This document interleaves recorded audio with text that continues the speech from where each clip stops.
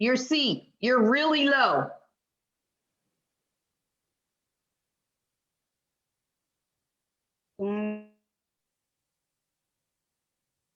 Anybody have any questions?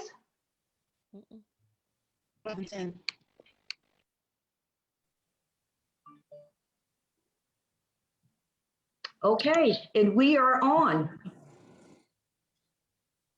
Good evening, everyone, and welcome to Reset with Reverend Sherry, TCP Network. And I am so happy today. Our topic is creating new enterprise. She entrepreneurs, which I would like to refer to them as she entrepreneurs. We have today with us Quinn Conyers. We have Naisha Hammond. We have Erica Dennison-Mack, Rachel Annabelle. We have Janelle Lupton, Van Pelt, Tamika Way, and Kanisha Wright Carter. So thank you, ladies, for being on She Entrepreneurs Reset with Reverend Sherry Lupton. So I just want to thank you, and I'm honored that you are our guest today. And this is a continuation of International Women's Month, and we are celebrating International Women's Month. Last week, we had several powerful preachers of the Lord, and today we have powerful she entrepreneurs. And I pray that our listeners will get a lot of information, will move beyond your fear. You have that vision, you have the passion for it, but it never moved anywhere. And those that are already doing their working in their business, that this will strengthen you. So before we move into our program, we invite others by sharing, share on your Facebook and with family and friends, and watch party. And what I'm doing now, I occasionally will look at Facebook just to see if there's any questions or if there's any comments. We usually get more comments than questions. Today, our scripture is coming from Acts 16:14, and it's Lydia. And one of those listening was a woman from the city Thyatira named Lydia, a dealer in purple cloth. She was a worshiper of God. The Lord opened her heart to respond to Paul's message. Lydia means kind and kindred spirit. As I said before, a seller of purple. She was an entrepreneur. The Lord opened up her heart to attend to the things of which Paul was saying about our Lord and Savior Jesus Christ. So she proclaimed the word, and she was also a worshiper. So I'm going to have a prayer. So Father, I thank you for this day. I thank you for the gathering of these women on Reset with Reverend Sherry, she entrepreneur, Father. I pray that you will give them favor. I pray that you will give them wisdom like Solomon. I pray that you will give them faith like Abraham. And I pray, Lord God, that you will strengthen their business and provide financial assistance for them. In Jesus' name I pray. Amen, amen. So I already mentioned our guests, but I'm going to give you a little background. You know how we do. I want you to know who these women are. These are very successful women.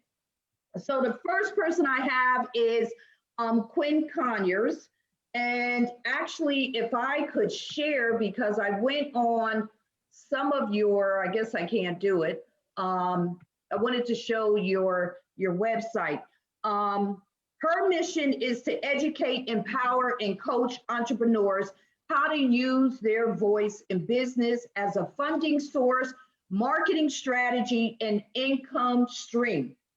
She takes pride in seeing the clients that she served to enter a room full of strangers and exit with a dozen or more new leads. If you desire to master this skill, of being clear and concise and compelling. Every time you open up your mouth, you are in the right place with her, and you're in the right place with all of us. Profiting from public speaking is completely possible for you. Quinn Conyers, she trains women in business how to turn conversations into cash so that they maximize and monetize all speaking opportunities on behalf of their business. Quinn's accomplishments, she has been featured in Black Enterprise, Essence, Speakers, So Empowered, and Young Money magazines. She is the host of Speak Black Women podcast, which I viewed myself. Very good, Quinn. So proud of you. Sits on the board of the Global Black Women Chamber of Commerce, GBWCC, and the Better Business Bureau, BB. And she has a bachelor's degree from Westchester University in Pennsylvania. That's right. She's from Pennsylvania.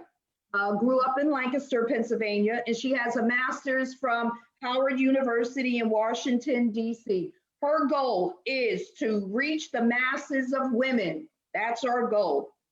In business, in minutes. Her goal is for you to use your voice to get where you want to go. Our next person is Erica Dennison Mack. She was born and raised in Lancaster, Pennsylvania. She is the daughter of Kevin and Evie Dennison. She is the mother of 4 children plus a bonus child and has been married to her supportive husband, Ronaldo, for about 10 years. She is a faithful member of the Potter House of North Dallas. Please tell TD Jakes when you get back that we said hi. She works as a personal security assistant for a contract company in Dallas, Texas. In addition to her full-time job and full-time responsibilities, she's a wife and mother. She has been an independent sales consultant with Paparazzi Accessories for over a year. Her goal is to change the world with $5 at a time with sharing the love of Jesus Christ. She also has a business where she crochets, she crafts, and gift company.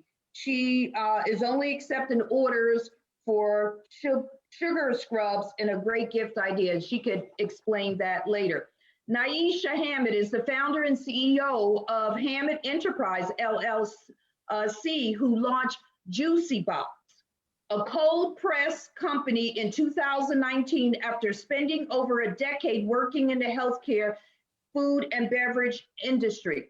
Now, this all happened while recovering from 2 automobile accidents. Naisha decided to build a business that would help communities promote a journey to wholesome living. Now, she's in an accident, and so while she's recovering, she's thinking about how am I going to help others?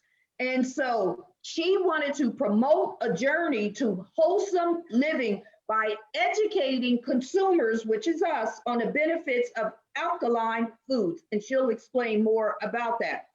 The mission of Juicy Box is to offer healthy and nutritious drink options to individuals that are looking to incorporate fruits and vegetables in their everyday diet.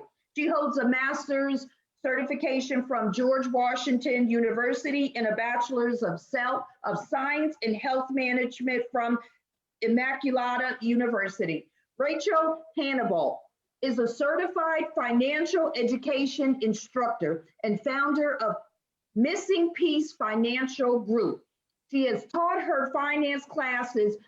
Listen, she has taught her finance classes for kids in over 60 schools, universities, programs, and nonprofit organizations. Her topics include banking, budgeting, credit, investing, entrepreneurship, and more. It is her mission to give the next generation of millionaires a head start on a road to financial freedom. Rachel has a full finance curriculum for kids starting at age 3 going up to high school. So she not only teaches this, she developed her own curricula. Little Piggies, she talks about banking, budgeting, and entrepreneurs.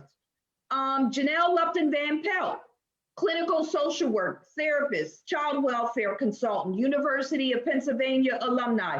As a Philadelphia native, Janelle brings her affinity to her budding floral design business. She is a graduate of Temple University's Fox School of Business, from which she earned a Bachelor of Business Administration degree before pursuing graduate studies at the University of Pennsylvania, where she earned a Master's of Social Work degree before obtaining her license in social work.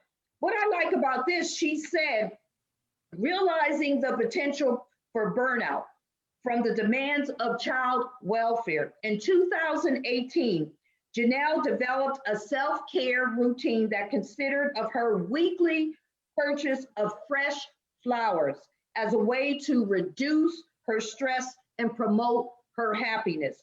Janelle would routinely share her floral arrangements on social media, where people began asking to order her design. So in 2021, Janelle established Les Fleurs LLC, which is an urban floral boutique that provides its customers with unique curated floral designs using both fresh and high quality silk flowers. And we have Tamika and we have Kenesha Wright Carter. Both of them were born and raised in Lancaster. Tamika graduated from McCaskey. She received a bachelor's degree in social work from Millersville University. She's married with 2 children. Her husband, Brandon Way. And what she talks about is combining a business of social work with the home health care. Kenesha Wright Carter is her sister. So Kenesha's been in healthcare ever since she was 17 years old. The whole idea for their home business came from that Tamika's mother-in-law is disabled. So Tamika took her social work background with her sister's background in healthcare, and they formed a company called Right Way Home Care. And this is really good because all of you had a vision. You took your vision, you took your passion, and you developed a business. So I want to thank you all, you she entrepreneurs. I just want to thank you for being on our show today. And let me start with Quinn today. And this is what we're going to do. I'm going to go on Facebook and I'm going to find out what our listeners are saying. And then we're going to move from there. So the first thing is, what insight or advice, Quinn, would you give a woman entrepreneur from a small town? Because you have all this experience to share. So what would you share with us, Quinn? You know, that's a great question. And it's interesting because living in Baltimore, everyone swears that I'm from Baltimore or DC, and I have to remind them that I'm from Lancaster, Pennsylvania. And a lot of times, if you are not introduced to entrepreneurship at a young age, you think that it's for people not like you. And growing up, I mean, we all can probably attest to, I didn't really know any entrepreneurs, but that's not an excuse. I think right now we're all living in a day and age where we don't have to work the 30 years and get a golden watch and retire. So I think that if you're from a small town now more than ever, there's so many examples of entrepreneurship that you can get into, whether it's starting a home healthcare business like, Kenesha and Tamika, or your own juice box company, or you can have a business doing social media. There's no excuse. And I think now more than ever, there's so many examples, whether it's people in your community or if there are people online, people are exploring entrepreneurship as a viable career option. And many of our parents, that wasn't the case. The case was you graduate from high school, you get a good government job. You heard me right, government, like just run that all together, and then you're successful. And now I think that there are so many opportunities and advantages to whatever you like, whatever you're good at, whatever people tell you that you do flawlessly, you can get paid to do that. And somebody is willing to pay you. Literally, if you're good on social media, you can be a social media manager and get paid for that. If you're good at baking cakes, you can start a cupcake business. So I would just tell somebody from a small town, from a small city, that whatever you love, whatever is your passion, somebody's out there willing to pay you for it. All you got to do is get started. Did you hear that, everybody? Only thing you have to do is get started. I'm not speaking to any of my guests because you did that exactly. You got started. So the first thing I want to ask, Erica, why paparazzi accessories, Erica? Hello. I actually didn't choose paparazzi accessories. I would like to say it chose me.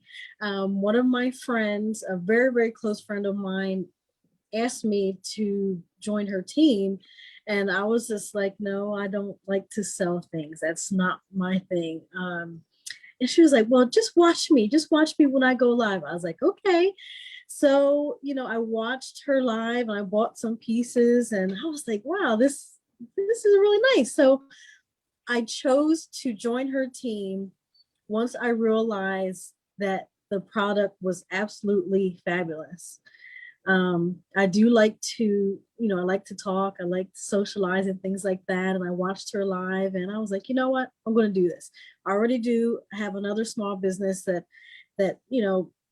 doesn't make as much money as fast because I'm working with my hands crocheting, but let's try this. So I did it and it made me feel so good. And that's why I'm here, because it made me feel so good, not only because of the jewelry, but how other women feel when they put it on and they're like saying, oh my gosh, this is awesome. I feel so good just by buying a $5 piece of jewelry from you. Mm-hmm. So tell me, Naisha, you were recuperating from an accident. Yes. So while they're recuperating and healing, you had this idea. Did you have this idea before the accident, or this came all from recuperating from your accident? Well, so I always juiced. I had been juicing ever since 2000 and probably 10. And what is juicing, just in case no one understands? Okay, so a cold pressed juice looks like this, and it's made from fresh fruits and vegetables. It's extracted from a machine, and it's very popular in the West Coast. It's very popular in big cities like Los Angeles, California, and New York. So I began juicing after every day, 3 times a day after my automobile accident where I was diagnosed with a traumatic brain injury. And so I didn't drive for 2 years. I had physical therapy, occupational therapy for about 3 years.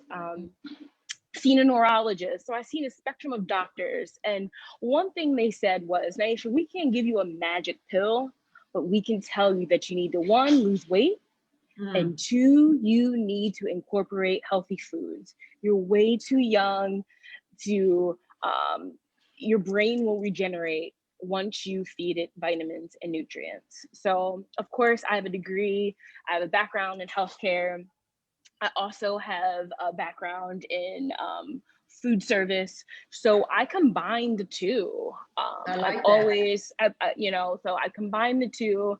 I studied, I have a biology degree, associate's degree. So I've always been into health. I've always been into science, but this really, I had to develop something. I had to develop something that would solve a problem, which I had to solve my own problem, which was getting me back into the workforce, right? Getting me back to health. I was a single mom. My daughter was going to college a year before my second auto accident. So it was all of these different events that, you know what, I had to build a foundation. I had to have a why. I had to solve a problem. And I started, like Quinn said, you start with what you're good at, right? You start with what you're good at. You have to develop a why, and you have to stick to it. Even though it could be, there could be fear, right? There could be, you know, inconsistencies, but you have to have measurable goals. You have to have and predictable results. So Mhm.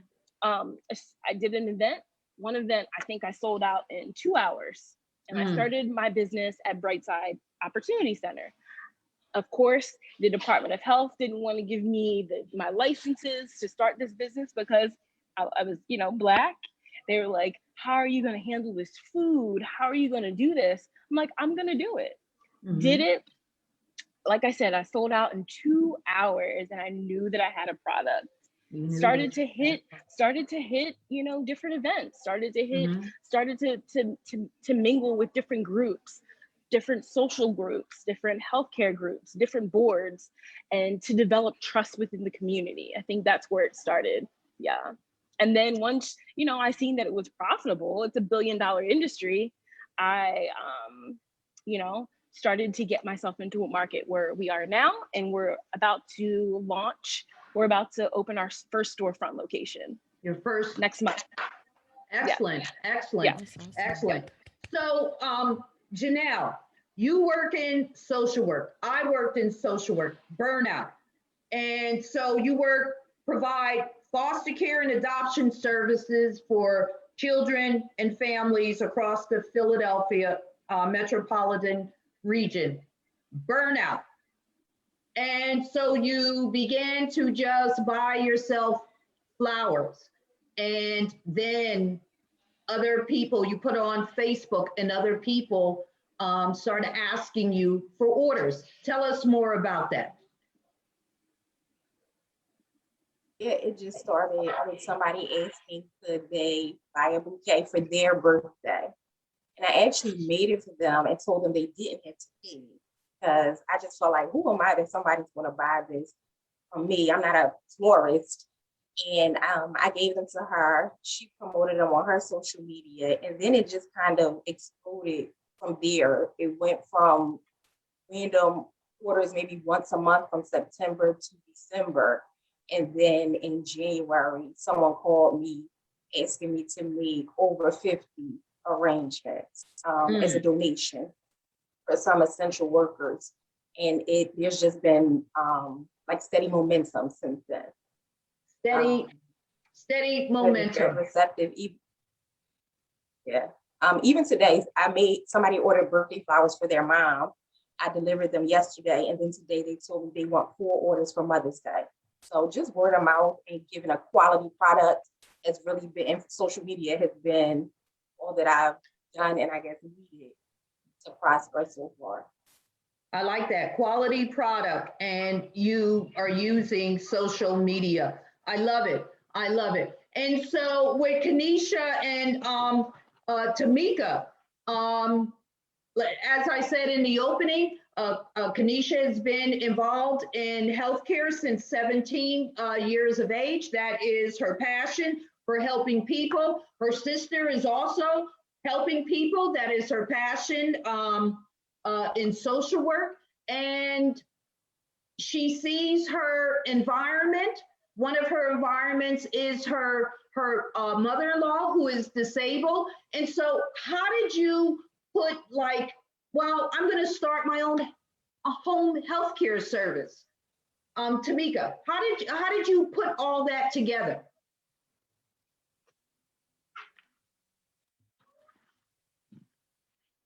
You're on mute. Okay, sorry. Before we started the business, I was also doing, as a social worker, I was doing nursing home transition coordinator.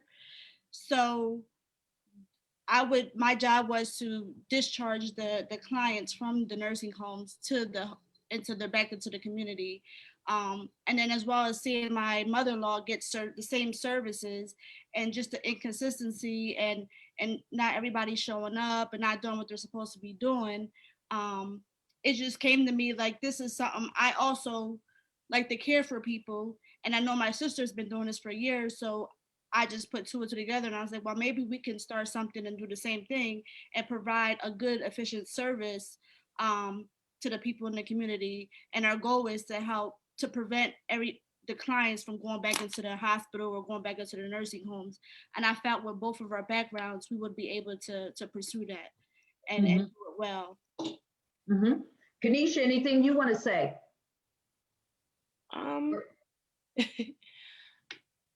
No, not really. Okay. How did you both get through the as we're going through the pandemic? Attend to your patients, your customers, and still having all the PPE, protecting yourselves. You have families and dealing with a deadly virus. How did you work through this period? So I can answer this one.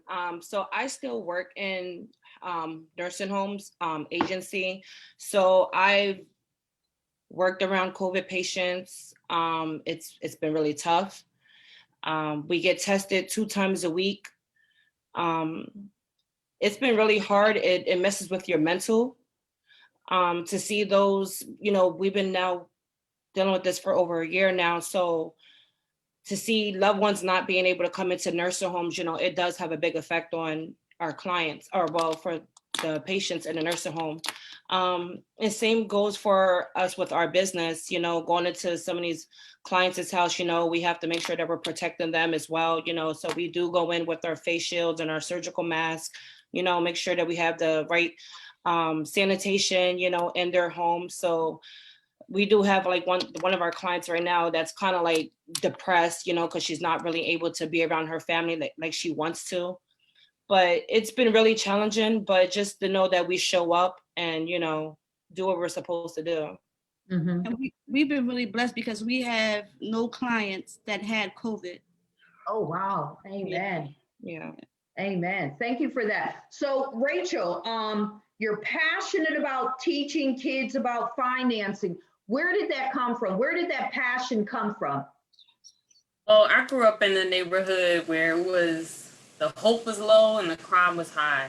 And I realized that a lot of that had something to do with money or the lack thereof. And I just believe even now that if these children believe that one day they will be millionaires, they probably would think twice before they did something silly that could throw it away.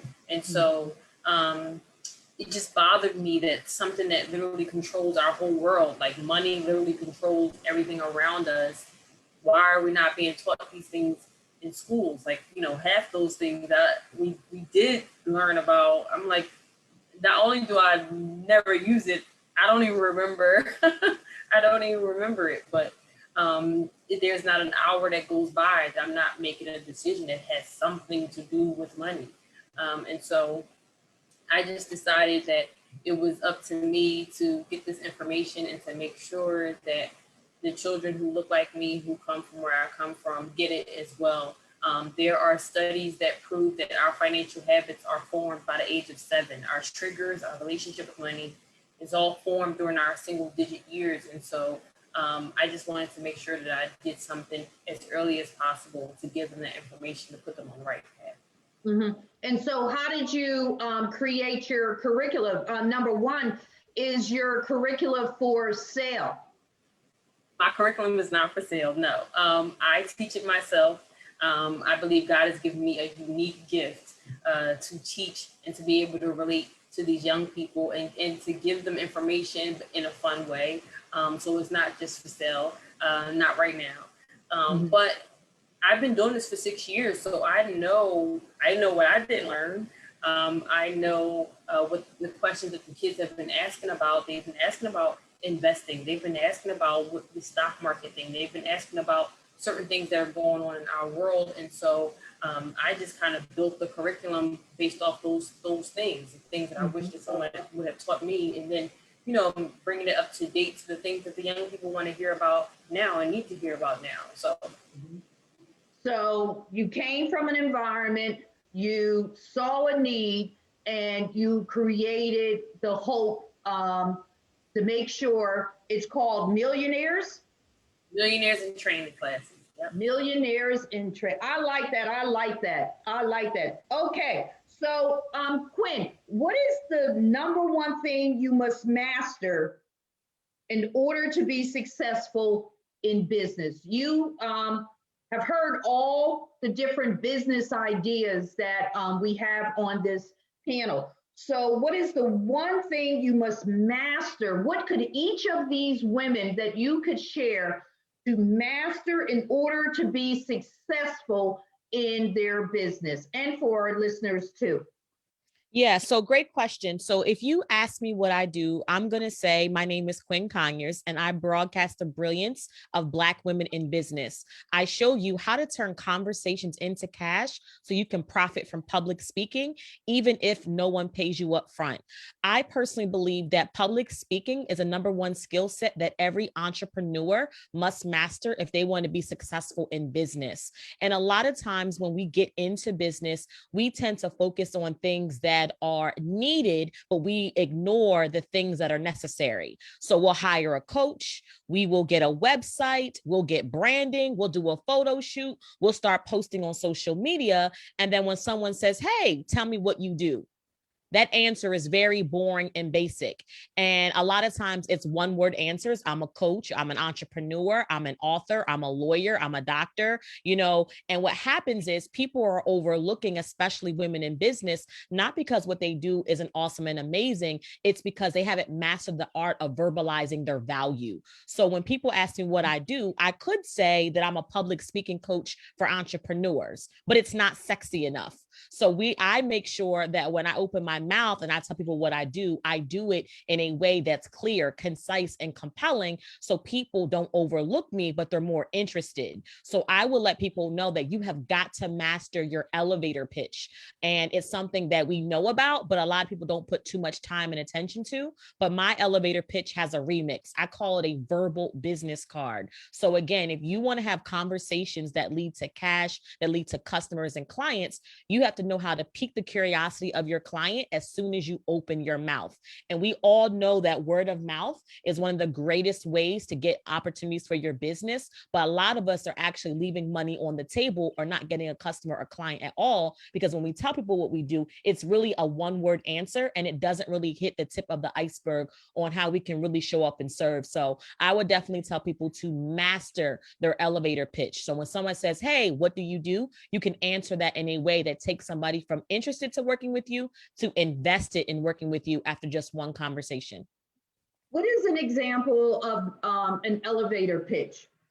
Right. So for example, one of my clients, her name was Jalima, and she was just like, she was a virtual assistant. If you asked her on a Monday, what does she do? She'll say, I'm a virtual assistant. Ask her on a Tuesday, a virtual assistant. Ask her on a Friday, I'm a virtual assistant. And she was getting frustrated because she felt like people were overlooking her, but they needed her. So after working with me, we remixed her elevator pitch. She now says, I create systems and structure for entrepreneurs with a big vision. I work on the details of their business so they can operate in their calling worry-free.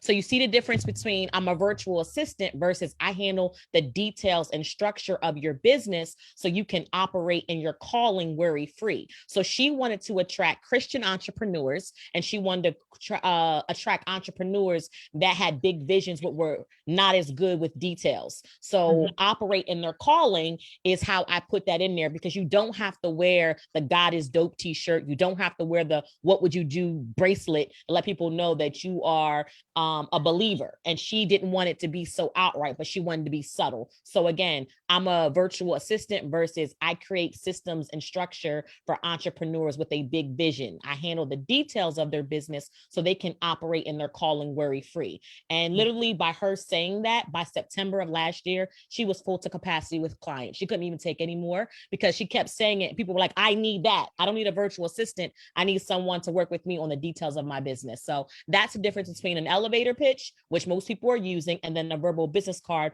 on how I gave her message and makeover. Thank you. I like that. So, Naisha, the thing is, when you were talking earlier and you said that they wouldn't give you your license because you were Black, why didn't that stop you?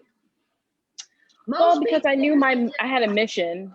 I think I had a mission, and I, of course, Philippians, 4:13 says you can do all things through Christ that strengthens you. And so I, like Quinn said, like you have to pitch, right? You have to state your pitch. You have to be confident, and you have to be persistent. And so that's what I did. I contacted the FDA, the Department of Health. And then, of course, I had that, partnered with Brightside, and they allowed me to use their kitchen until I could create my own platform. And that's what I did. Mhm. And where did your logo come from? Well, so I wanted to create a platform for people of color, right? Because we invest in monetary things, material things, but we don't invest in our health. And so I wanted to create just a logo that resembled us, that resembled not just people of color, but women. So that Milano girl, that the Jewish girl, the Black girl, and the name Juicy Box is Senegalese. So it means juice box, and also she's holding a basket, and so I wanted it to have like an indigenous meaning, and also what's in the basket are fruits and foods of life that help us regenerate ourselves, that help us, cognitively strengthen our minds, and most importantly, lose weight. I mean, I was weighing in at like 260 pounds and size 22. And I wasn't aware of my weight until something traumatic happened to me. And so that is why I chose the symbol that I chose. And most importantly, because it's a naturally refreshing drink. And yeah. Thank you. Janelle, where did your name and symbol come from? Your brand? Go ahead, you're on, go ahead. So I studied French for 5 years. Okay. So I love French. I speak it pretty well to be a Black American, I would say. So I just, love the language. So that was a way to incorporate something else that I love into the brand. And then I just love, like, as you can probably see a little in my background, I just love metallics. I think they're bold. I think it just brings a touch of elegance to anything, decor, branding, or whatever. So that was how I came up. And pronounce it, because I know I never took French. I took Espanol. So go ahead and pronounce your business, because I know I messed it up. It's just Les Fleurs. Les Fleurs. I was looking it up and trying to pronounce it right. Les Fleurs. So yeah. How did you get Right Way? I mean, it's obvious because Tamika's last name is Way, but how did you get your logo and your brand, and you put it with your last name? How did you come up with all that? Well, of course, it's my last name, and then it's her last name as well. Her last name is Wright with a W though. Okay. So we put our last names together, and then our aunt made our logo for us. So we didn't have like no specifics for a logo, but that's the name is from our last names. Oh, okay. All right. That's really good. Erica, what makes being an entrepreneur, you as well as some of our other guests are a mother, wife, work full time, employee, successful, and even possible. You're juggling all of this. And how is all of this possible? Some of our listeners, they're like, I just can't handle anything else. I have a passion for a business. I have my elevator pitch. I'm ready for it. But I can't handle it because I have children, I have a husband. The kids are, well, in normal times involved in school. But how do you juggle all of this, Erica? The number one thing would be support. I can't do this on my own. Although I'm a grown woman and I do have my own family, I still have the support of my tribe, which would be my parents, my sisters, and my husband. And, I have my husband who, when I package up my jewelry, I put it in the bags for him. He takes it to the post office for me. I have my parents who say, hey, here's a couple dollars here to help your business. My mother-in-law, she also is very supportive. So it's support and not trying to act like I am Superwoman and get burned out. I have to use the, channel and the energy of my support system. And that's really, really important. My husband is super supportive. He allows me to just turn our whole place pretty much into a jewelry store, just because he supports everything that I do. He's, of course he's not into the jewelry, but he's into what I'm into. He loves what I love and what makes me happy. And, and the drive, you have to want it. There was a quote by one of my friends recently, and she said, if your dreams don't scare you, they're not big enough. So I have to go after what I want. I have to see it and go after it, but I have to juggle. And sometimes it does get difficult because I do have a regular 9-to-5 that I do love.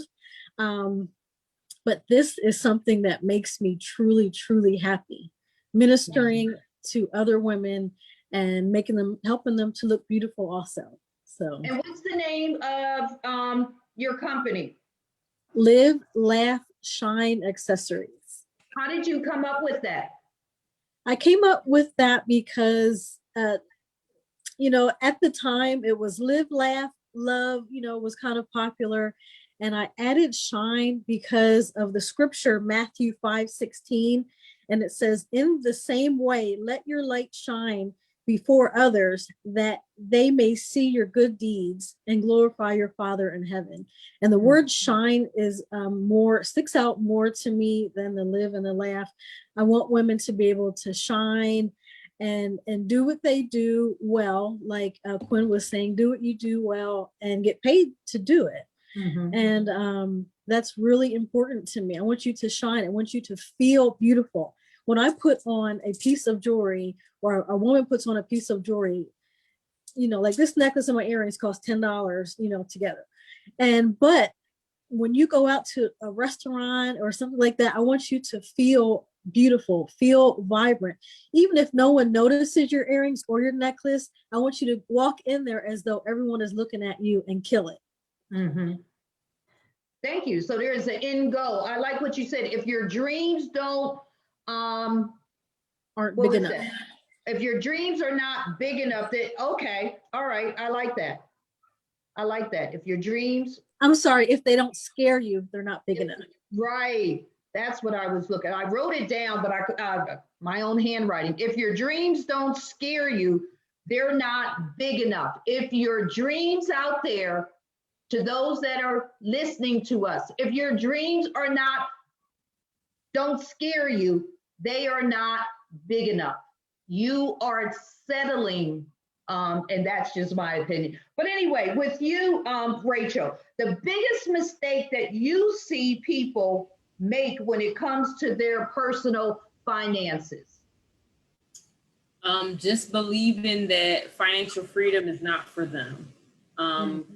There's a lot of people who, for whatever reason, someone made us believe that we are not worth that financial peace, that financial freedom and abundance is just not for us.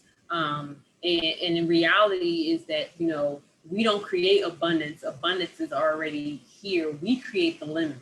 right? We create the ceilings. And so even when I was on my debt-free journey, when I became completely debt-free, I paid off $92,000 worth of debt. And on my journey, a lot of people were like, oh, don't worry about it. Just enjoy while you're young. Everybody has debt.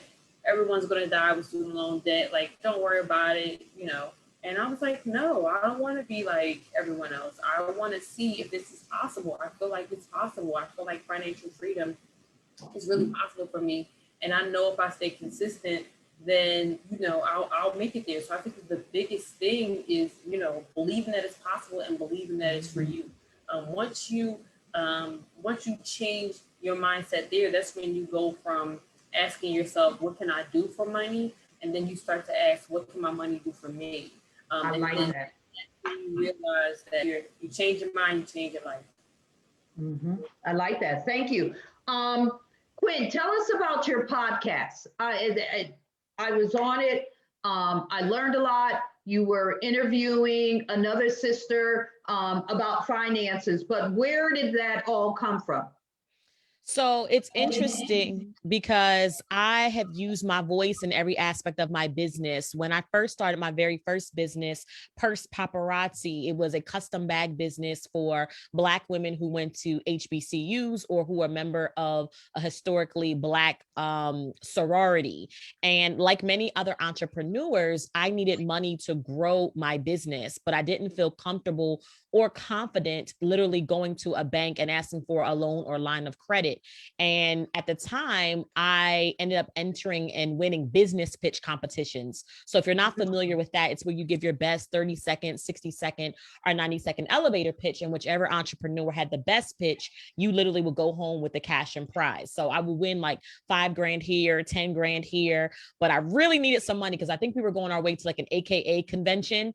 And literally, you're a Delta. So these conventions are huge, right? So you got to get yourself together. And I really wanted to win that money. And I ended up not winning, but it was a real lesson to learn. But over the years, I have won over $77,000 winning business pitch competitions. So I realized that I ended up using speaking to fund my business. And then when I would get customers and clients, when I was at vending events, I would pitch my products. They would come back to the table and then I would buy. And then it kind of dawned on me. People were like, how can I grow my business? Like, you need to speak.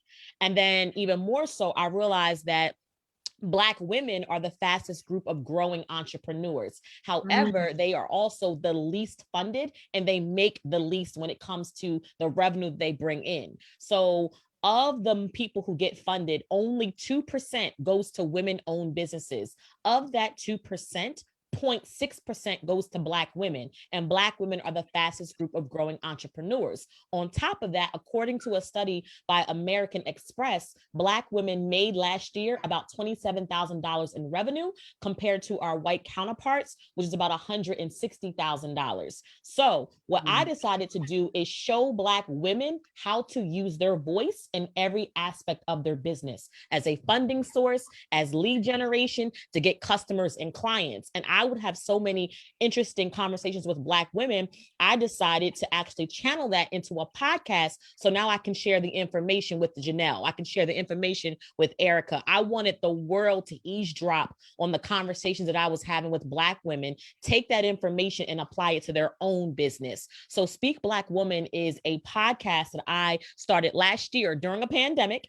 And we have actually over 1,600 people who are in the group. We've have, oh my gosh, probably over 60 episodes, and it is for Black women in business who are also passionate about making a profit from public speaking. And the reason why I married business and public speaking is because a lot of times many Black women in business, we start businesses, we raise our hand to be an entrepreneur. And because of that, we get opportunities to speak. We get opportunities to do podcast interviews. We get on panels, we get workshops, we get all these invitations. But then us as Black women, we don't know how to maximize or monetize them. So we'll have an interview and then we'll still go home broke. So I'm showing them how to use speaking to get leads for their business. So that's why it's Speak Black Woman. It's a podcast that is for Black women in business and showing them how to use their voice to promote and really, propel their business.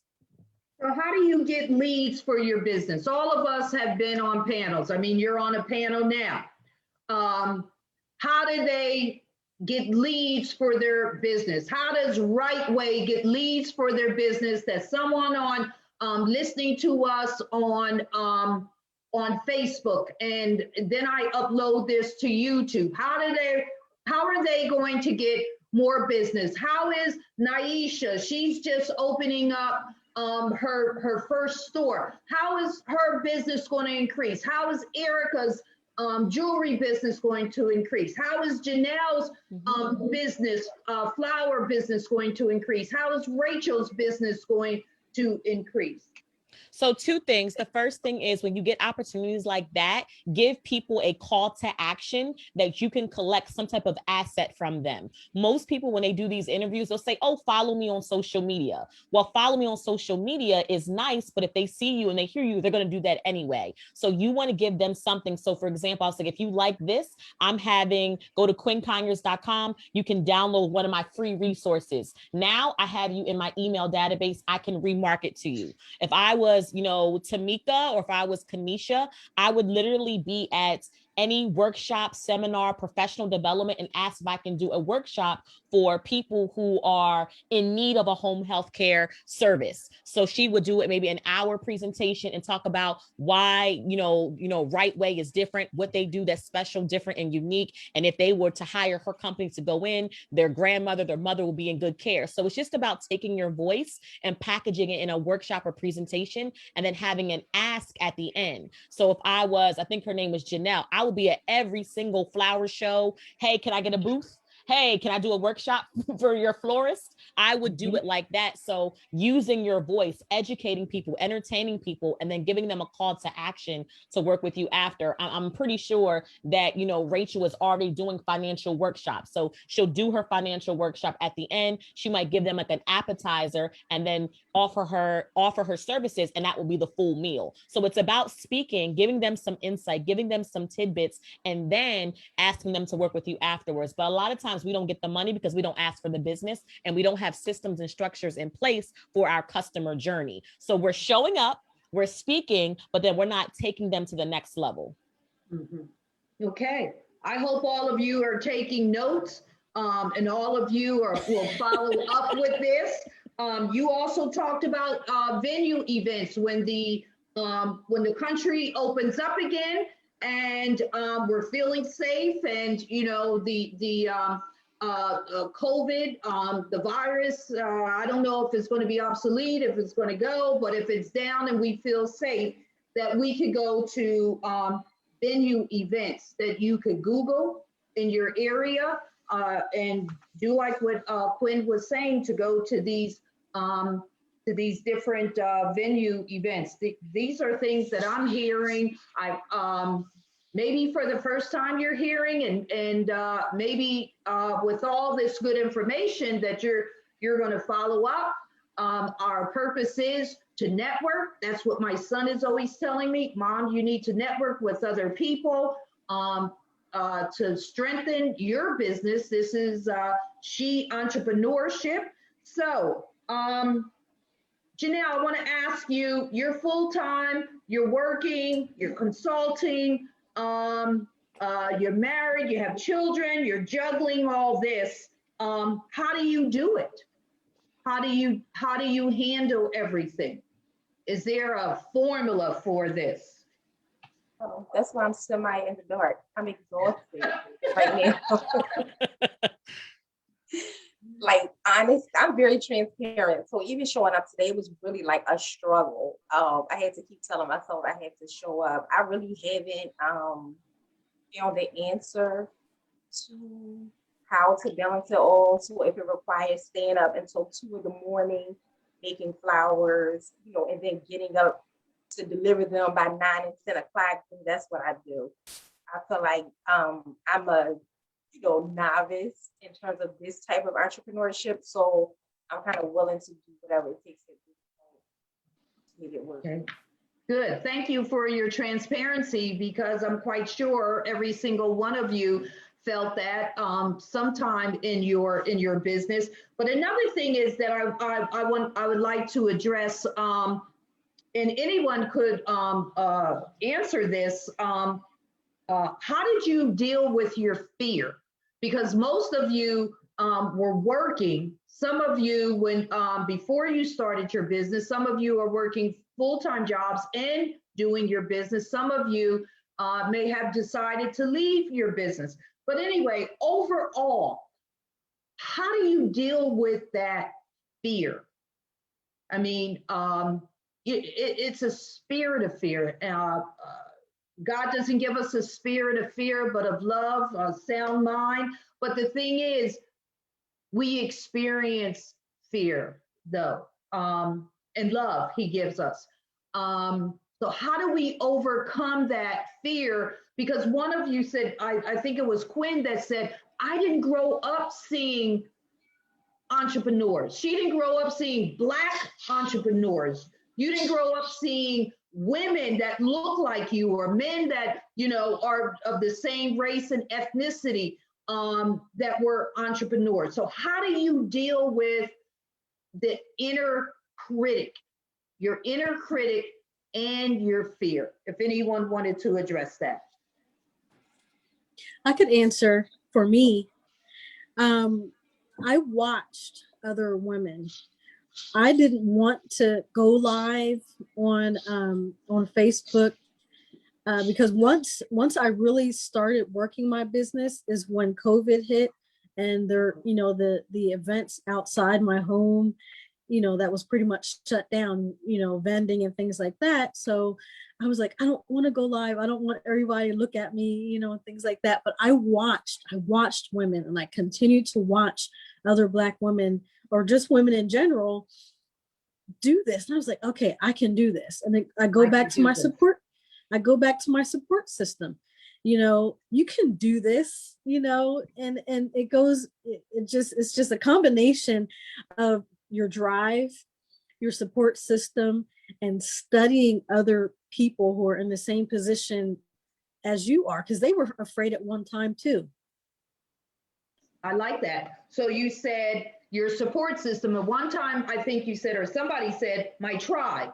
So everybody has a tribe. Everybody has a support system. And you talked about that you study other people. Naisha, how do you deal with your fear? Being consistent.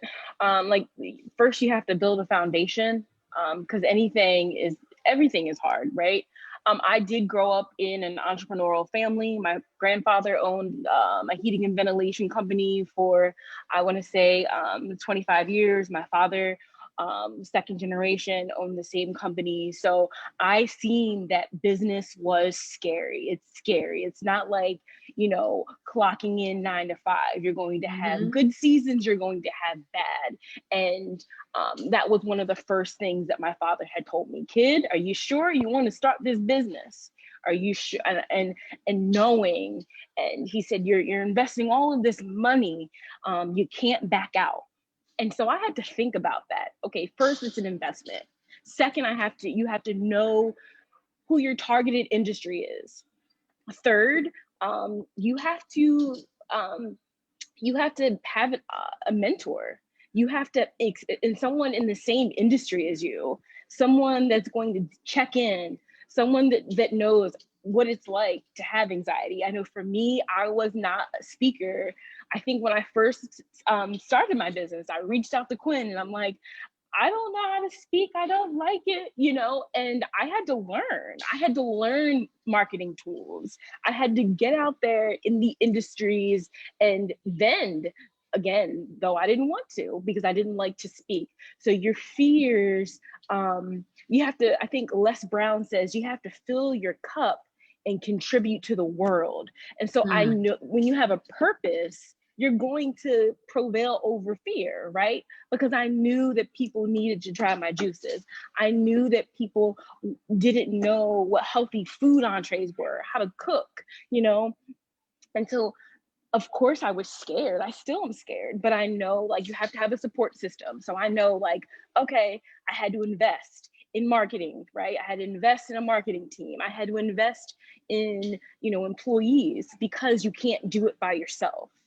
And when you like delegate, I still have a problem with delegating, but when you can delegate responsibilities, it lessens your fears, because you have a system, you have a tribe, you have that community, you have that team that will help you, and again, that my mentor, I have a few different mentors, and that is so imperative, and wanting to listen, and also partnering with different organizations has allowed me to lessen my fears, because I'm not in this, I don't have an actual physical investor that I solely own Juicy Box, right?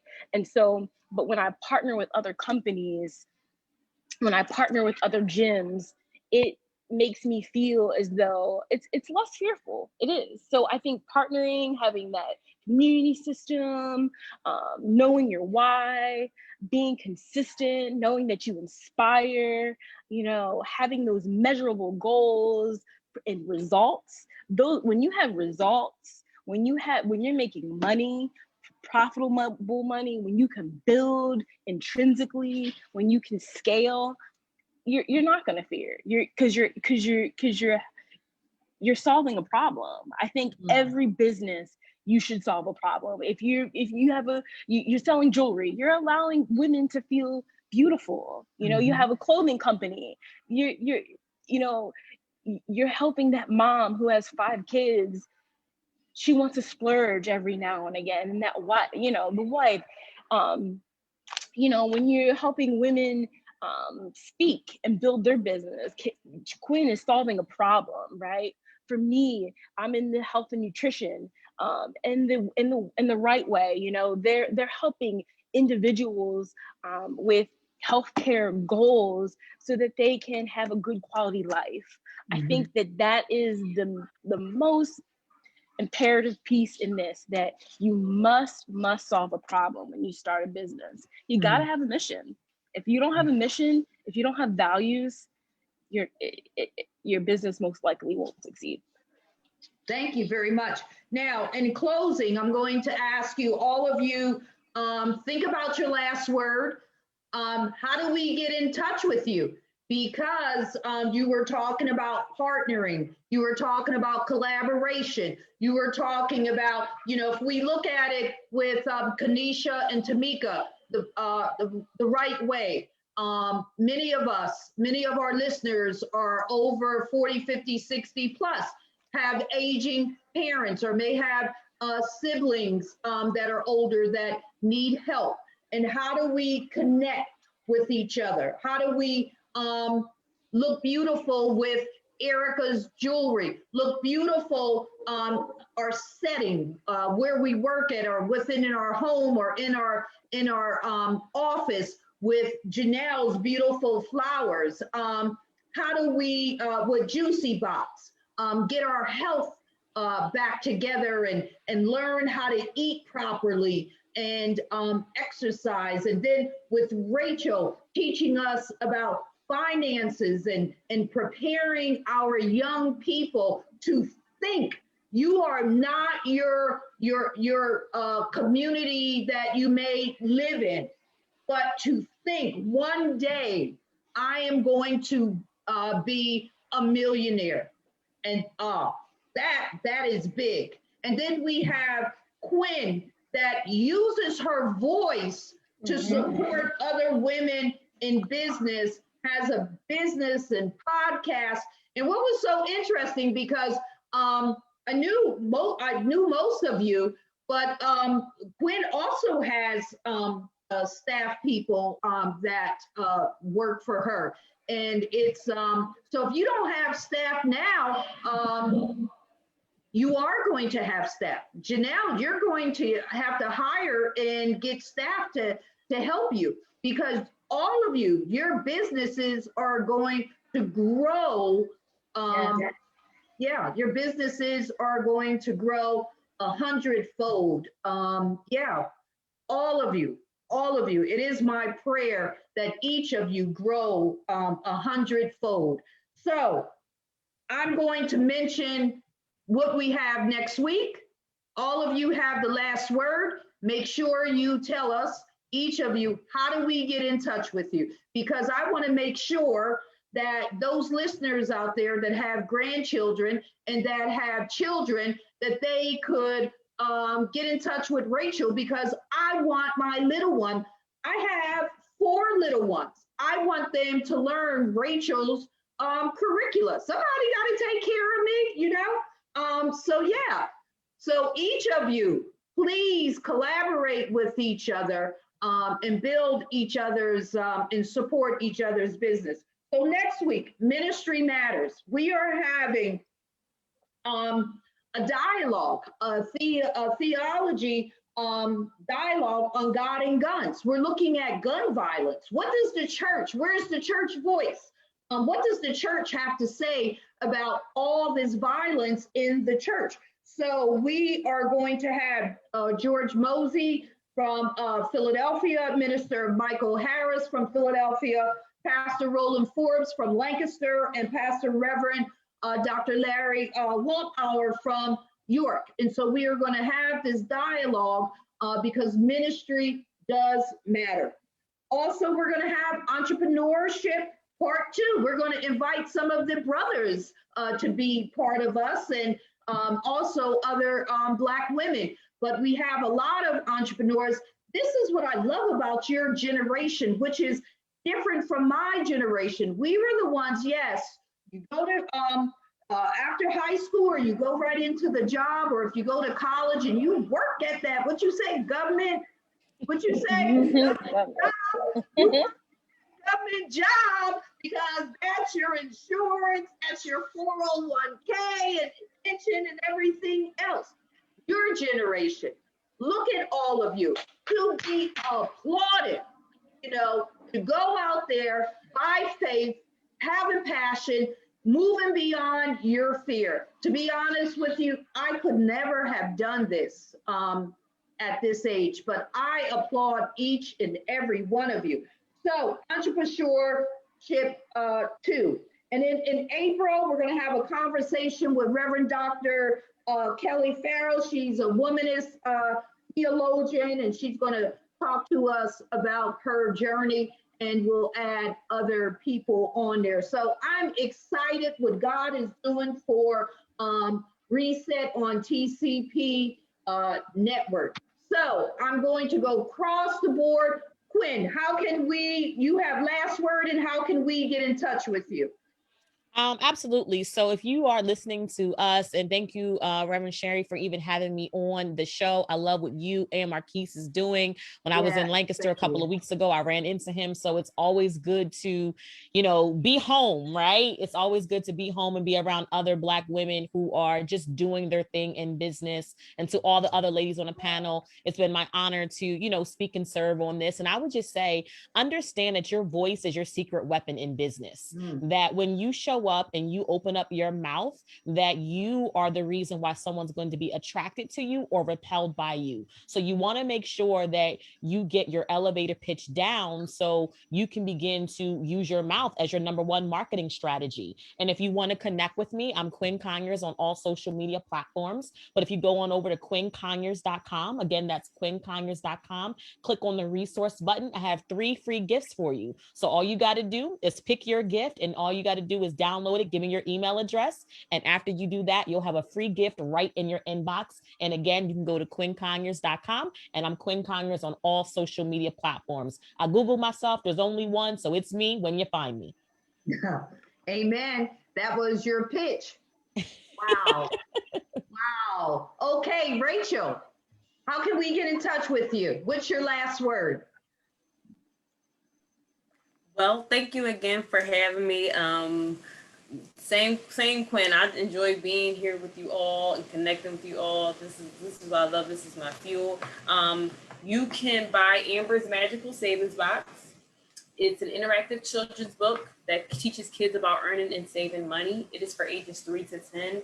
And it's everywhere books are sold: Target, Walmart, Barnes and Noble, and it's a bestseller on Amazon as well. And it's an interactive children's book, so it allows them to be able to write down their financial dreams and goals, and being able to start them early in the right direction with forming a good relationship with money. But also, my website is rachelhannibal.com, RACHAELHANIBLE. And I also have Finance Friday parties on my social media page on Facebook. And I'm just Rachel Hannibal on Facebook, where I've been giving out 10 free tips every Friday for almost 2 years. Haven't missed a Friday, of just how everyday people can do one step or a few steps to get them closer to their financial dreams and goals. And if you're on Instagram, I'm just peptalks_ on Instagram. Wow, I like that. Put that book up again. Let me see. Yes, yes. I like that. I like, you women are just phenomenal. Woo! Okay, Kanisha and Tamika, give me your elevator pitch. How can we get in touch with you? And last word.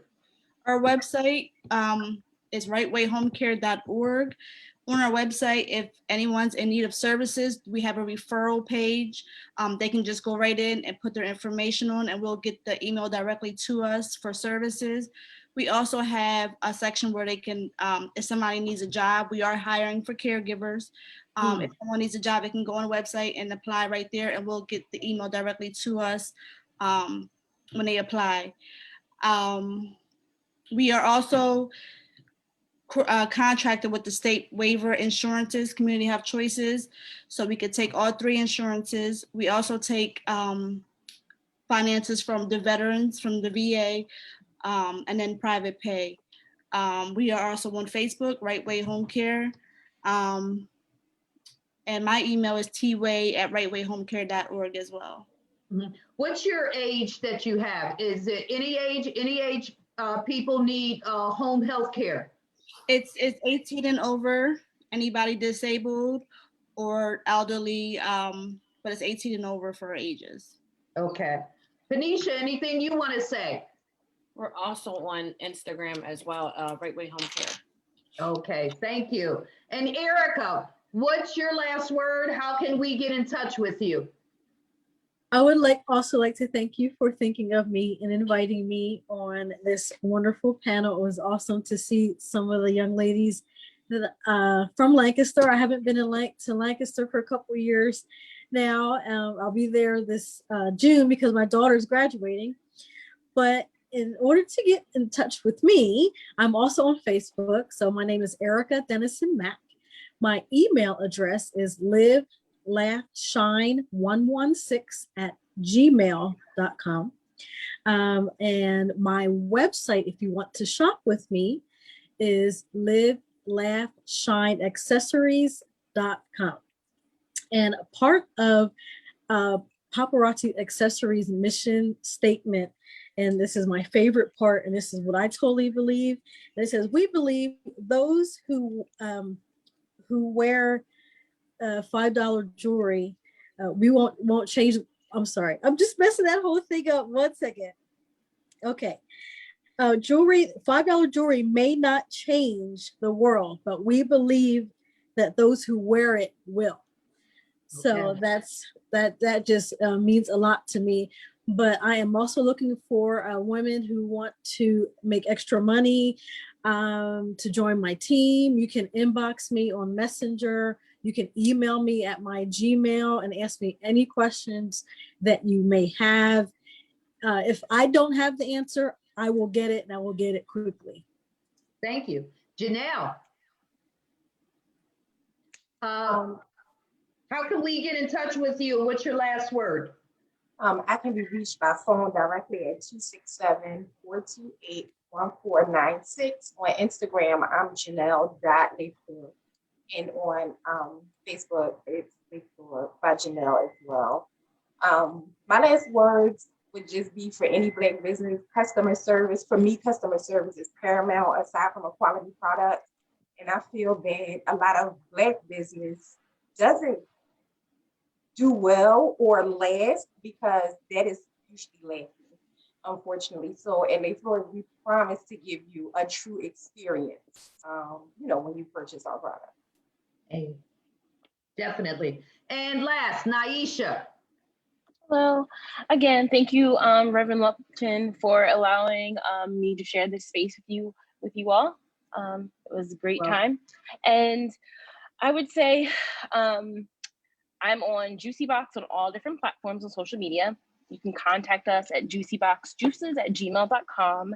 And my words of advice would be that it's quality over quantity, and that you must build a trust system with your clients and your customers in order to grow. Thank you. What is that area behind you?